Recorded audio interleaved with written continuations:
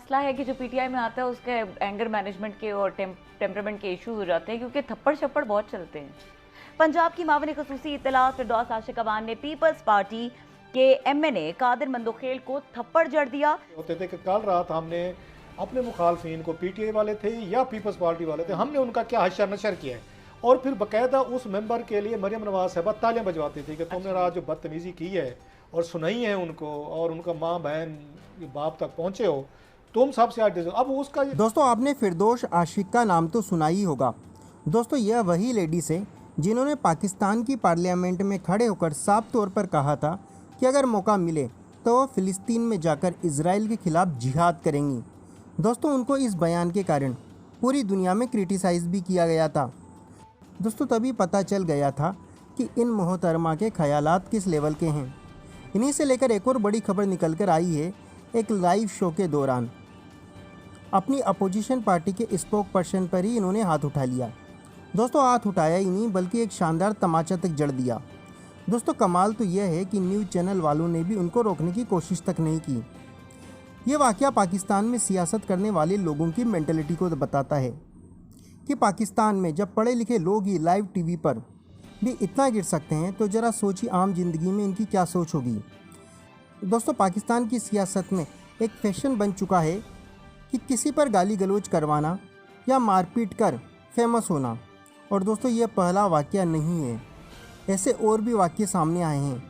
जो है ना एकदम क्योंकि गुस्सा आ गया है फिरदौस बीबी के इस थप्पड़ की वजह से, सब ने कहा, तो मुझे इतना लिंक समझ नहीं आता। कासिम सूरी से सारी ही पार्टीज़ को, अपोजिशन को जनरली प्रॉब्लम रहती है और उसका लार्जली उनकी कैपेसिटी के इश्यूज़ हैं। जब पहली दफ़ा एक साहब को आप इलेक्ट और सीधा ही डिप्टी स्पीकर लगा दें, और वो मैं कहता रहता हूँ कि उनका सारी उम्र जो शौक़ रहा है और अभी भी शौक़ है वो कुत्ते लड़ाने का है, और वो कुत्ते लड़ाते हैं। और अभी भी जब जाते हैं उनकी, हम दिखा चुके हैं वो वीडियोस भी, कि वो बाकायदा मुकाबले होते हैं। फिर वो बड़े स्पेशलिस्ट हैं इस चीज़ के कि उनको क्या खुराकें खिलाई जाती हैं जिससे वो खून ख्वार होते हैं। वो कुत्ते लड़ाते लड़ाते यहाँ असम्बली में आ जाते हैं, और असम्बली में ये जीवित इत्तेफाक है कि जब वो बैठे होते हैं कुर्सी पे स्पीकर की, तो नीचे लड़ाई हो जाती है।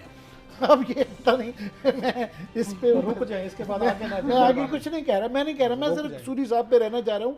बस आशिक अवान साहब एक बड़ा एतराज़ आ रहा है कि ये सोशल मीडिया से होते होते नेशनल टीवी भी इसकी जद में आ गए हैं। अब ये चैनल जो है, ये मेरा बैकग्राउंड में प्रोड्यूसर साहब ज़रा चलाते रहे, कल से सबसे ज़्यादा ये ही सीन चल रहा है। अब पता नहीं है इस पे हंसना है रोना है, मुझे ये समझ नहीं आ रही मैं, मगर मुझे ये ज़रूर है कि हंसी उनकी जो फिरदौस बीबी ने उसके बाद जब अपनी एक्सप्लेनेशन दी ना, बड़ी संजीदा किस्म का बयान, उसमें बड़े मज़ेदार किस्म का उन्होंने कहा कि एक तो ये सेल्फ डिफेंस कि मैंने सेल्फ डिफेंस एज इफ़ फिरदौस बीबी को सेल्फ डिफेंस की ज़रूरत है।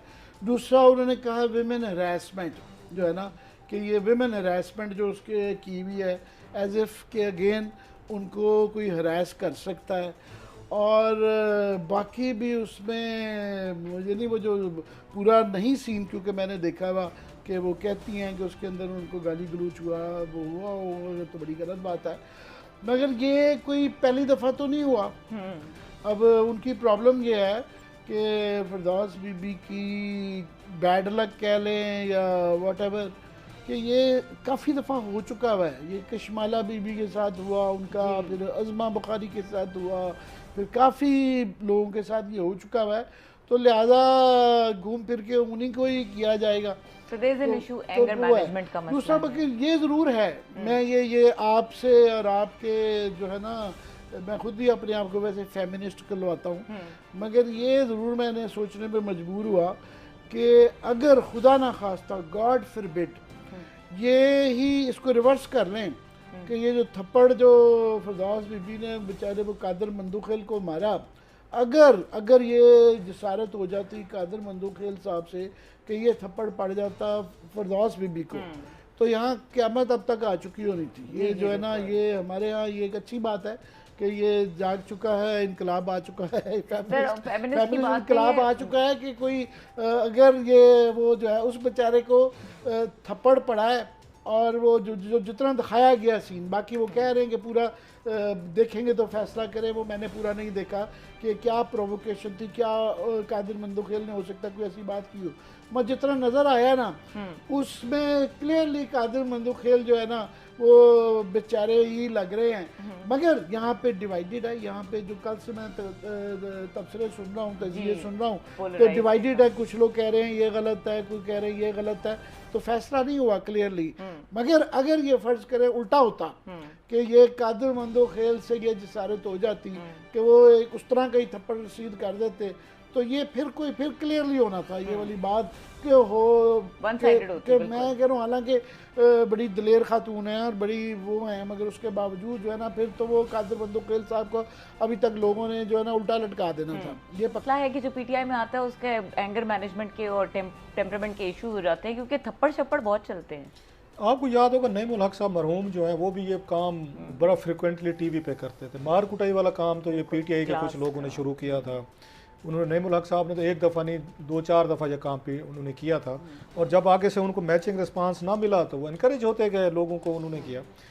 असल में होता ये यहाँ पे तर्जमानों की मीटिंग होती है जो इमरान खान साहब खुद लेते हैं, और जिसमें बैठ के ये तय किया जाता है। ये वैसे काम शुरू किया था मरियम नवाज साहबा ने। अच्छा, क्रेडिट दें जहाँ पे ड्यू, वेयर वो ड्यू है ना, शुरुआत कहाँ से हुई। जब वो 2014 में प्राइम मिनिस्टर हाउस को उन्होंने चलाना शुरू किया और उन्होंने अपनी उनकी एक कोर टीम बनाई थी नाश्ते पे, उस वक्त वो बैठ के उस पे वो जो 7-8 उनके ग्लैडिएटर्स थे, मस्कीटियर्स थे, तो उनकी परफॉर्मेंस रिपोर्ट ली जाती थी कि रात किस किस ने किस किस चैनल पे मुंह तोड़ा है, मतलब ज़बानी हद तक। अच्छा, वो पैट करती थी। हाँ, ये तो चीज़ें आ चुकी हैं। उसमें 7-8 लोग थे और बड़े बड़े मुअज़्ज़िज़ीन थे। माँ सिर्फ मोहम्मद ज़ुबैर साहब के, ये जो इनके आजकल तर्जमान है, बाकी तमाम जो 6-7 लोग थे वो यही अपनी रिपोर्ट देते होते थे कि कल रात हमने अपने मुखालफिन को, पीटीआई वाले थे या पीपल्स पार्टी वाले थे, हमने उनका क्या हशर नशर किया है। और फिर बाकायदा उस मेंबर के लिए मरियम नवाज साहबा तालियां बजवाती थी कि तुमने रात जो बदतमीज़ी की है और सुनाई है उनको, और उनका माँ बहन ये बाप तक पहुँचे हो, तुम सबसे आज अब उसका ये कल्चर का ये बना कि मरियम नवाज के करीब होना है, तालियां बजवानी है ना, तो फिर शाम को आपने मैक्सिमम बदतमीज़ी करनी है। ठीक है। और पीटीआई वाले बड़े विक्टिम रहे हैं इस बात के। अब जब ये पावर में आए हैं तो इन्होंने भी वो स्कूल ऑफ थॉट बड़ा इनको मुतासर किया। ठीक है कि भाई साहब ये तो काम ठीक है कि छोड़ दो, अनलीश कर दो अपने मुखालफिन पे, हमारा क्या जाता है। इमरान खान साहब मज़े से बैठे हुए हैं, उनकी बाकी कैबिनेट बैठी हुई है, लोग बैठे हुए हैं। तो तर्जमानों की मीटिंग में इनको एग्रेशन सिखाया जाता है, वही मरियम नवाज साहबा वाला जो उन्होंने किया था। सिर्फ पीपल्स पार्टी ने ये काम नहीं किया था, हालांकि कोर ग्रुप इनका भी था जो जरदारी साहब उसको प्रिजाइड करते थे जब इनके ये पावर में थी, लेकिन इस लेवल का एग्रेशन, इस लेवल की लैंग्वेज वो नहीं इस्तेमाल करते थे जो पीएमएल नवाज और अब पीटीआई करना शुरू हुई। और अभी तक नहीं करते यार। नहीं, अभी तक ये खैर कादिर मंदोखेल साहब खास एग्रेसिव थे। मैंने इनका पूरा 2.5 मिनट का एक क्लिप देखा है। He was very much aggressive as well, और बहुत सारे एग्रेशन था उनमें भी नजर आ रहा था।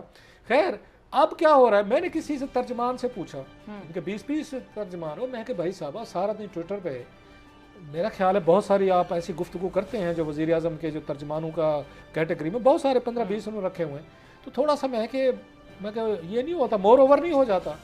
मैं कि बड़ी आपने वहाँ फैंटियाँ लगाई हुई हैं। उन्होंने बड़ी मेहरबानी